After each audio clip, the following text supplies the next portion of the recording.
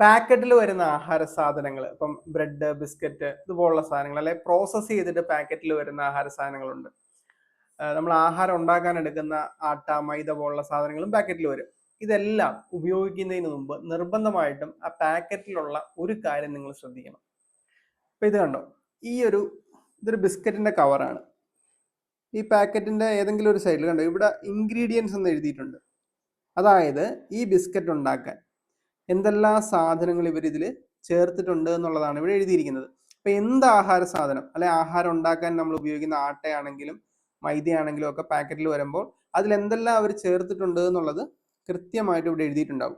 അപ്പൊ ഇത് കണ്ടോ, ഇതിൽ പാം ഓയിൽ ഉണ്ട്, ഷുഗർ ഉണ്ട്, അതുപോലെ മൈദയുണ്ട്, ഇതുപോലെ പല സാധനങ്ങളുണ്ട്. ചിലതൊന്നും നമുക്ക് വായിച്ചാൽ മനസ്സിലാവില്ല. അപ്പോൾ നിങ്ങൾക്ക് വായിച്ചിട്ട് മനസ്സിലാക്കാൻ പറ്റാത്ത സാധനമാണെങ്കിൽ അതിൻ്റെ ഒരു ഫോട്ടോ എടുത്തിട്ട് നേരെ ഫോണിൽ, ഇപ്പോൾ ഗൂഗിൾ ജെമിനി ഒക്കെ ഉണ്ടല്ലോ, അതിലേക്ക് ഇട്ടിട്ട് സിംപ്ലിഫൈ ചെയ്ത് പറയാൻ പറഞ്ഞാൽ അവർ എക്സ്പ്ലെയിൻ ചെയ്ത് തരും.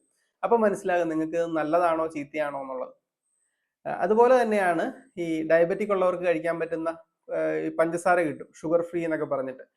അതിൽ കൂടുതലും സ്റ്റീവിയ എന്ന് പറയുന്നത്, അതൊരു ചെടിയിൽ നിന്ന് എടുക്കുന്നതാണ്, മധുര തുളസി എന്ന് പറയുന്നത്. അത് സേഫാണ്, സ്റ്റീവിയൽ ഗ്ലൈക്കോസൈഡ് എന്ന് പറയും. അതുപോലെ തന്നെ മോങ് ഫ്രൂട്ട് ഉണ്ട്.